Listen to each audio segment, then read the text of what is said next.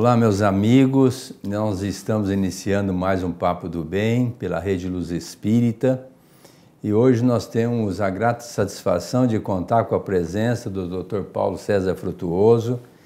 Ele reside no Rio de Janeiro, é cirurgião oncológico, tem uma larga experiência na área da doutrina espírita, materialização, cirurgias espirituais.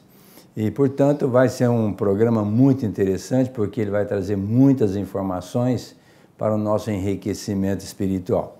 E eu quero agradecer, Paulo, a sua presença, o aceite do nosso convite e ter reservado uma brechinha na sua agenda para estar aqui conosco. Então, vamos conversar sobre a medicina mediúnica do futuro. O que você tem para nos dizer, Paulo? Bom, nossos cumprimentos e o nosso agradecimento a esse honroso convite, estar aqui com nosso irmão, nosso colega Aguinaldo. Olha, o que eu acho é o seguinte, nós estamos hoje, na atualidade, no terceiro estágio da medicina. Quem é que fazia medicina no primeiro estágio? Pajés, feiticeiros, magos que recolhiam ervas aleatoriamente nas matas e administravam aleatoriamente aos pacientes. A imensa maioria não funcionava, algumas até pioravam o estado do paciente e outras até causavam a morte no paciente. Uma ou outra funcionava, o curare, que nós até hoje estamos utilizando. Por volta da Segunda Guerra Mundial, nós ingressamos no segundo estágio da medicina, evidentemente, aprofundamento dos antibióticos e das vacinas, e também dos procedimentos anestésicos que permitiram que os cirurgiões mais ingressassem nos corpos humanos em seus procedimentos cirúrgicos. Nós estamos hoje no terceiro estágio da medicina, o da medicina da tecnologia e da biologia molecular. Por exemplo, na hora que eu trabalho, que é a área da cancerologia, sou cirurgião oncológico, nós estamos analisando cada tumor, proteína por proteína, molécula por molécula e átomo por átomo. Estamos encontrando subdivisões moleculares e que eu não tinha as informações quando eu saí da faculdade em 1975. Quer dizer, 50 anos atrás. Então, nós pegávamos dois pacientes com o mesmo tipo de tumor, mesma etnia, mesmo tamanho, mesma localização, mesmo grau de diferenciação, fazíamos o mesmo tratamento, um curava e o outro morria. Nós não tínhamos a informação da composição molecular do tumor. Então, hoje nós estamos analisando tudo. E é o que me parece que está permitindo que os oncologistas clínicos estejam resolvendo uma enorme quantidade de procedimentos de pacientes com tumores malignos que, na minha época, eram inoperáveis. E hoje estão se tornando operáveis, graças aos oncologistas clínicos. Agora, me parece que já nós estamos vislumbrando lá no horizonte um quarto estágio, o da medicina mediúnica, que já existe. Do casulo, quem é que está tratando da borboleta, que é onde está localizado o fenômeno vida? Colegas que nos acompanham. Nós nos vemos, não ouvimos, são constituídos em seus corpos pelos mesmos elementos que os nossos, porém com átomos de plano de vibração mais elevado. Então nós nos vemos, mas nem os ouvimos, mas eles estão conosco. E eu ouso, Aguinaldo, ouso afirmar que muitos dos sucessos que nós temos com os nossos pacientes não teríamos sem essa ajuda imponderável dos nossos pobres cinco sentidos. Sem dúvida nenhuma. Nossa. Então, o que eu estou vendo? Que está se vislumbrando agora, se descortinando, o quarto estágio da medicina mediúnica, aonde eu percebo que os médicos serão ostensivos médiuns. Já somos sem perceber, mas no futuro perceberemos. Vai ser ostensivo e claro, né? Claro. Minhas convicções são inabaláveis. Para mim estar aqui falando o que eu falo, não tem como mais voltar. Eu vou desencarnar. Vou reencarnar. Quero ser médico de novo. Vou fazer uma prova e vou entrar numa faculdade de medicina. O que eu acho que a primeira coisa que farão comigo nessas medicinas do porvir será um recolhimento das células da minha mucosa bucal, fazer um escrutínio cuidadoso no meu ADN E se for detectado que eu tenho uma genética favorável à mediunidade, serei desenvolvido por profundos estudiosos do assunto, que serão os professores das escolas de medicina do futuro. Quando eu estou falando nisso, eu estou falando sobre sentidos mediúnicos que o médico do futuro terá. A nossa espécie continua em evolução. O que os nossos geneticistas nos dizem? Que só precisamos de 2% do ADN para a composição de um corpo humano igual ao nosso. Alguns trabalhos já estão falando em 10%. Tudo bem. E seja, para que os outros 90% do ADN? Eles estão nos dizendo que, à medida que continuarmos evoluindo, trechos maiores do nosso ADN serão utilizados na organização dos corpos humanos, dos homens e das mulheres do futuro. E dentro dessa evolução, novos sentidos, além dos 5 que nós possuímos, surgirão. E me parece que isso, eles estão assim já prevendo o desenvolvimento de uma capacidade mediúnica. Que já está acontecendo em algumas situações hoje, né? Alguma coisa já sim, acontece hoje. Mas que não é muito aceita ainda pela classe médica. Ah, sim, sem dúvida. Entendeu? Então, quer dizer, quais sentidos mediúnicos que eu acho que o médico médium do futuro terá? A visão por transparência, a visão microscópica, a visão ultramicroscópica, a captação direta das informações dos colegas que nos acompanham. Os espíritos encarnados, médicos. A visualização e a interpretação e a compreensão de doenças com origem no perispírito. Grande parte das doenças que nós estamos tratando não está com origem no corpo físico, está no corpo extrafísico. E se você detectar isso, pode até profilaticamente evitar. Exatamente. Uma visão ultramicroscópica, não chegou o momento. Se os médicos tivessem visão por transparência e visão microscópica e ultramicroscópica, todas as empresas que fabricam os instrumentos que nós utilizamos para diagnóstico e tratamento fechariam suas portas. Nós causaríamos uma multidão de desempregados. Como é que eu vou ter um controle emocional tendo uma visão microscópica, estando dentro de uma sala de cirurgia, vendo micro-organismos na parede, na roupa dos meus assistentes, na superfície do corpo que eu vou operar? Não chegou o momento. Está percebendo? Lógico. Então, o que eu estou vislumbrando lá no horizonte são relâmpagos, clarões do 4º estágio da medicina, o da medicina mediúnica. E logicamente que nós hoje estamos praticamente afeitos à medicina quase que orgânica, né? Mas futuramente nós vamos estar mais imersos nessa medicina espiritual. Sim. Nós não pensamos nisso, nós somos mais preocupados com o imediatismo, com o materialismo, com a atualização dos nossos conhecimentos, da sustentação das nossas famílias. Mas isso está caminhando nessa direção. Está caminhando nessa direção. Então, me parece que doenças como o câncer, que acometem até crianças no ventre materno, serão compreendidas. Sim. Quer dizer, existe um criador de tudo, não é? Um ser infinitamente perfeito em tudo. Se ele é perfeito em tudo, a origem, por exemplo, do multiverso e do fenômeno vida, por que uma criança que nem nasceu desenvolve um tumor maligno? Se não tem reencarnação, fica difícil para entender isso. Então, na hora que nós compreendermos o que aconteceu em vidas passadas dos nossos pacientes, me parece que seremos capazes de organizar uma terapia bem mais eficaz e profunda do que a que nós realizamos hoje. E nós saberemos até que limite podemos ir. Porque muitas vezes a doença funciona como remédio. Sim, bem. Como freio. É o expurgo da alma, né? A doença pode funcionar como um freio que impede condutas equivocadas nossas. Tem uma passagem da vida de Jesus que foram levados 3 enfermos aos seus cuidados. Ele curou os 3. E o ambiente foi tomado por uma alegria indescritível dos pacientes, da família, dos próximos seguidores, apóstolos de Jesus, né? Seus discípulos. Mas Jesus ficava tranquilo, pensativo, assim, como se tivesse um semblante um pouco preocupado. E isso despertou a atenção de João, que aproximou dele. Mestre, todos estamos tomados da alegria pela cura que o senhor proporcionou a esses 3 enfermos? Por que o senhor está tão pensativo, tão calado? Aí ele respondeu, João, eu estou preocupado com esses 3 enfermos, porque curados, eles podem voltar a cometer os mesmos equívocos que cometiam antes de ficarem enfermos. Então, quer dizer, imagina se você está diante de um serial killer. Esse serial killer desenvolve um tumor na medula e pode torná-lo até tetraplégico.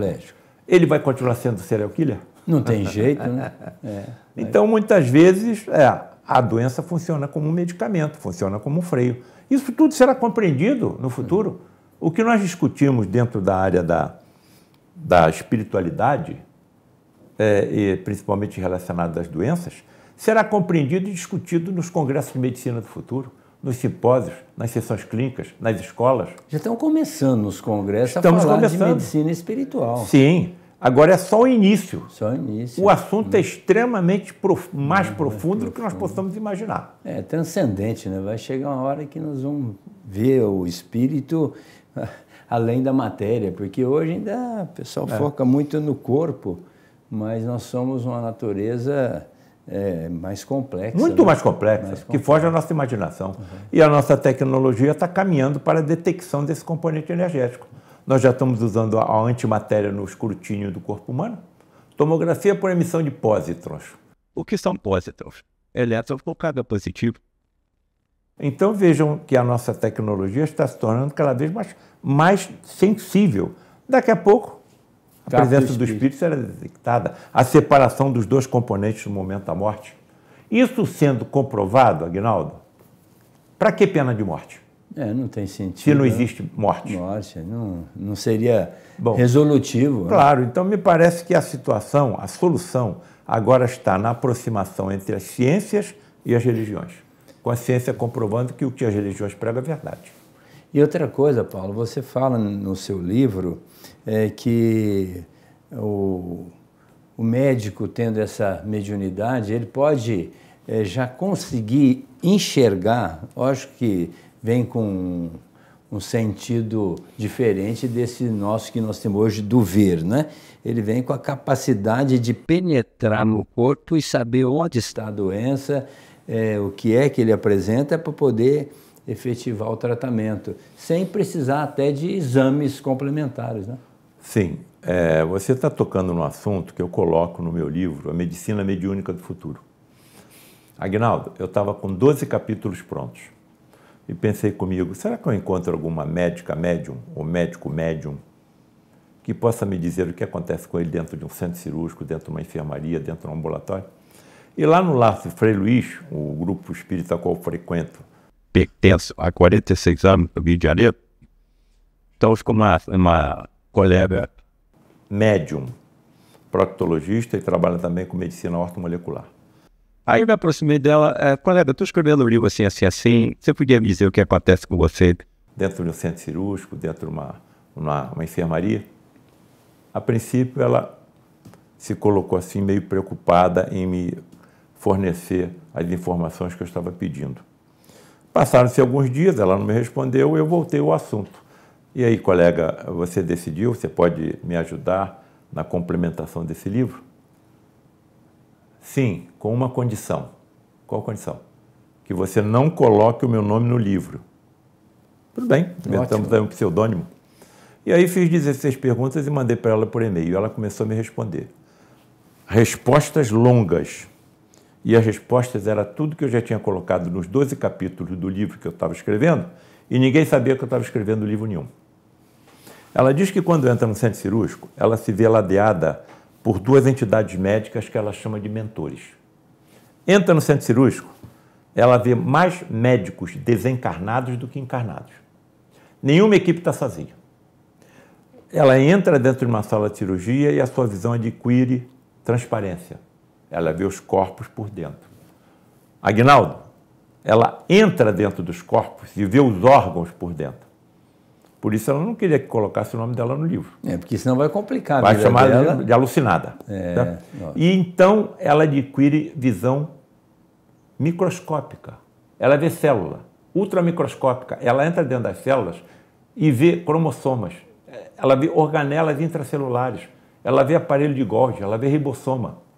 Em determinado momento, ela diz que navega pela corrente sanguínea do paciente, vendo hemácias por cima, por baixo, pela direita e pela esquerda.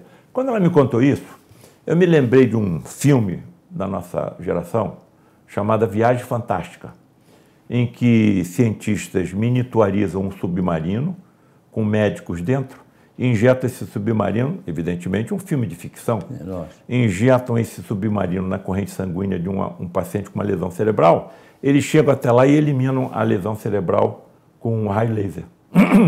Aí pensei comigo, bom, eu vou colocar... Desculpe. Eu vou colocar o nome desse capítulo sobre essa paciente, sobre essa médica médium, de Viagem Fantástica. Tem tudo a ver, né? Eu escrevi um capítulo sobre ela, escrevi dois. E no final, ela ainda falou assim para mim, olha, tudo que eu te contei não é nem um milésimo do que acontece comigo. Nossa Senhora. Será que é um exemplo do que será os médicos médiums do futuro? Eu não tenho como voltar. Quem foi o grande médium que chegou na humanidade? Jesus. Como é que ele podia fazer o que fez sem ter dotes mediúnicos e sem ter conhecimento científico? E fazia tudo, né? Sim, mas ele não poderia fazer o que fez sem conhecimento científico. Lógico. Ele não pode curar um leproso sem conhecer a existência do bacilo de Hansen. Ele não pode curar um cego sem conhecer toda a estrutura de um globo ocular. Ele não pode fazer um paralítico andar sem conhecer a estrutura óssea, muscular e nervosa do corpo humano. Se há 2000 anos ninguém sabia disso, onde foi que ele aprendeu? Mas que ele aprendeu. Senão não poderia realizar o que realizou. E evidentemente, com a manipulação de tremendas energias físicas e extrafísicas existentes em nós. Quer dizer que milagre não existe. Não existe. Eu não acredito em milagre, nem sobrenatural. E as palavras dele são muito decisivas, muito diretas, contundentes. Aqueles que acreditarem nas minhas palavras farão as mesmas obras que eu faço e outras maiores ainda. Então, me parece que os médicos entram nessa definição. Futuramente, né? Sim, mas todos somos imortais. E outra coisa, Paulo, nós também temos que entrar na lei de causa e efeito, porque tem muitas coisas que a gente opera, faz tudo direitinho, curei o paciente, mas dá uma zebra e aquilo acontece exatamente o contrário. Às vezes o paciente vem desencarnar. O Cristo também conhecia essas leis, tanto é que algumas criaturas têm a impressão que ele não resolveu totalmente o problema por a criatura não ter méritos, né? E ele tinha a capacidade de avaliar até onde poderia ir os tratamentos mediúnicos de cura. Olha, me parece que é isso que está se descortinando à nossa frente. Uma ciência assustadoramente mais complexa e profunda do que tudo que nós possamos imaginar. Mas as informações que nos chegam também nos trazem um consolo e uma tranquilidade. Quando nós passarmos para o outro lado da vida, eles estão nos dizendo que em 1 hora nós aprenderemos o que na Terra ficávamos anos estudando. E estão nos dizendo também que tudo aquilo que nós já aprendemos como médicos e achamos que esquecemos, retornará à nossa memória. E também aquilo tudo que aprendemos em múltiplas encarnações e que é importante para a evolução do nosso espírito. Fico a pensar na alegria de um médico vendo isso acontecer, quando passar para o outro lado da vida. Que bênção, né? Que bênção. Nós estamos assim, fora do nosso habitat. Esse não é o nosso habitat. Para todo lado que nós nos voltamos nesse mundo, nós vemos sofrimento. Certo? Sim. Se nós não estamos no nosso habitat, qual será o nosso habitat? Até onde eu percebo, um universo paralelo a esse, que é o que as religiões chamam de plano espiritual, plano celestial, plano astral, que é aonde nós ingressaremos no momento natural do óbito, da desencarnação. E esse mundo melhorando, vai ser um privilégio a gente voltar aqui como médico para poder trazer todo esse conhecimento e aplicar aqui uma medicina bem elitizada, bem diferenciada, muito além dessa de nossa que nós vivemos hoje, né? Que a gente até acha que já está muito bom em se tratando dessa medicina de antigamente, onde quando nós começamos a operar, você tem a mesma idade que eu, praticamente. Eu sou formado um pouquinho antes. A gente operava no Rio de Janeiro, não tinha bisturi elétrico. Né? Hoje a gente já acha fantástico ter um Ligashore, quando é bem da verdade, quando a gente voltar aqui, não vamos usar nada mais disso, e a gente vai usar os nossos canais de percepção para poder fazer uma medicina diferenciada. Né? Bom, dentro dessa minha trajetória na atual encarnação, determinados fenômenos foram colocados à minha frente. E, basicamente, foi isso que me levou a colocar as informações que eu fui acumulando em mais de 4 décadas em livros. Que fenômenos são esses? Os fenômenos de teletransporte e materialização de espíritos. Então, essas minhas convicções estão baseadas principalmente em quê? Em diálogos com médicos desencarnados, teletransportados e materializados. Se alguém está escutando essa denominação pela primeira vez, saibam que, se houvesse um espírito aqui materializado, todo mundo ia ver. Se ele falasse alguma coisa, também, né? Tocar. Se ele falasse alguma coisa, todo mundo vai ouvir. Se ele exalasse alguma dor, nós perceberíamos.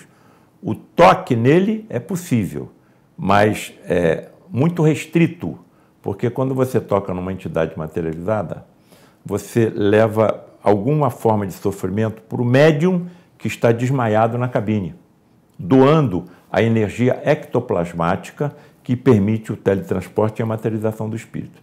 Agora, isso nos traz algumas lógicas das passagens evangélicas. Quem foi o primeiro que viu Jesus materializado depois da sua crucificação? Maria Madalena. O que ele diz a ela? Madalena, não me toques, eu ainda não estou preparado para o Pai. E eu costumo dizer nas minhas apresentações, eu não acredito em ressurreição do corpo. Não acredito em ressurreição do corpo. Não existe, é chance zero. Eu não acredito. Para Deus nada é impossível, mas eu não acredito que o que aconteceu com Jesus tenha sido uma ressurreição do seu corpo. Acredito que ele tenha se materializado durante 40 dias. Certo. Certo? Sem dúvida. Bom, e essa é a mais importante passagem evangélica na vida de Jesus. Porque se ele não tivesse reaparecido depois de ter sido crucificado... Morreu, acabou. Sim, e tudo que ele ensinou e informou teria desaparecido com ele. Nós nem saberíamos que ele existiu. Então, a maior prova da imortalidade deixada por Jesus foi o seu reaparecimento 3 dias depois da sua crucificação. E ficar aqui 40 dias com os discípulos. 40 dias. Agora, também uma perturbação à minha curiosidade científica. Porque essa fenomenologia acontece na escuridão completa, porque os fótons da luz artificial e natural afetam a energia ectoplásmica, afetam o médium e afetam a entidade materializada. Então, nós estamos na escuridão, vemos um espírito materializado porque ele emite luz pelo seu corpo, pelas suas vestes. Então, se tiver 80 pessoas presentes, verão isso acontecer, e não somente os médios videntes. Se a luz atrapalha, como é que Jesus se materializou até a luz do sol? Visto por mais de 500 no Monte da Galileia. Bom, aí vem outra informação preciosa dos nossos colegas com quem nós travamos esses diálogos teletransportados e materializados. Existem várias formas de ectoplasma. Como é que nós podemos compreender, por enquanto, isso? Impossível.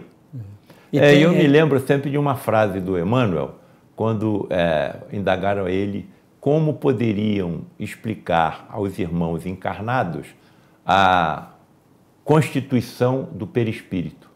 Resposta de Emmanuel: impossível por enquanto. Alguém conseguiria explicar a uma lagarta como ela se converte numa borboleta? É difícil, né? Sim, mas aí qual é a nossa tranquilidade? A convicção inabalável da imortalidade. Aguinaldo, como é que vai estar teu conhecimento científico e tecnológico daqui a 100 mil anos? E daqui a 100 milhões de anos? E daqui a 100 bilhões de anos? Você vai aprender tudo. Tudo. Você vai aprender tudo da química, tudo da biologia, tudo da física. Você é imortal, acumulando cada vez mais conhecimento. Eu acho, ou tenho certeza, que o que acontecerá conosco é que acumularemos cada vez mais conhecimento, embasado em sabedoria, e nos sentiremos cada vez mais felizes, porque vamos cada vez melhor praticar o amor em benefício do próximo, e olha o que eu vou dizer agora, da natureza do planeta que nós habitamos, que está sendo desrespeitada na atualidade. Super. Certo? Então, se você maltrata a natureza do planeta, você está dificultando a vida daqueles que virão depois de você. Bom, então você está colocando esse comportamento equivocado pela lei de ação e reação no teu perispírito.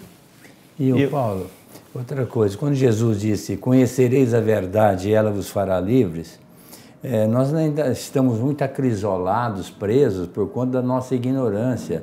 Quer dizer, à medida que a gente vai estudando e vai entendendo todo esse processo que você colocou para nós vamos nos libertando de muitos mitos, né? De muitas colocações que são, às vezes, até dogmáticas e que, se a pessoa não tem o conhecimento, acaba se perdendo na trajetória do tempo. A doutrina espírita veio para trazer essa verdade, até para facilitar a gente entender muitos processos que regem a nossa vida no plano físico e no plano espiritual, não é? Sim, nós estamos num estágio em que precisamos de informações lógicas e racionais, que as religiões ainda não nos dão. Então, me parece que a aproximação da ciência com as religiões é a salvação da humanidade. Certo? Então, a crença que eu adquiri, digamos assim, a fé, que eu considero inabalável, está decorrente de respostas lógicas e racionais. Então, eu tenho uma fé raciocinada. Se eu acredito, é porque eu sei que é assim. E não porque somente um líder religioso me disse que é assim. Não porque entes queridos como pai e mãe me disseram que é assim. Eu sei que é assim porque eu cheguei a conclusões científicas de que é assim. Eu não acredito em milagre, não acredito em sobrenatural. Que bom. Nós estamos encerrando nosso programa com uma alegria imensa de tê-lo conosco, trazendo essas informações tão importantes. E eu quero deixar para você rapidamente uma mensagem rápida aqui para os nossos telespectadores, para os internautas que estão nos assistindo. Bem, a resposta que eu dou é que nós somos imortais. Aos enfermos, ninguém fica doente para sempre. Mais cedo ou mais tarde, nós alcançaremos a cura não somente do corpo físico, mas também do nosso espírito. E tenhamos cuidado com aquilo que fazemos e que pode levar ao sofrimento ao próximo. Tenhamos cuidado com aquilo que falamos e até mesmo com aquilo que pensamos. Muito grato pela oportunidade de aqui estar e me colocarei sempre à disposição de novos convites para que nós tenhamos essas oportunidades tão importantes de divulgação da verdade. Um grande abraço a todos, até a semana que vem com um novo Papo do Bem pela Rede Luz Espírita.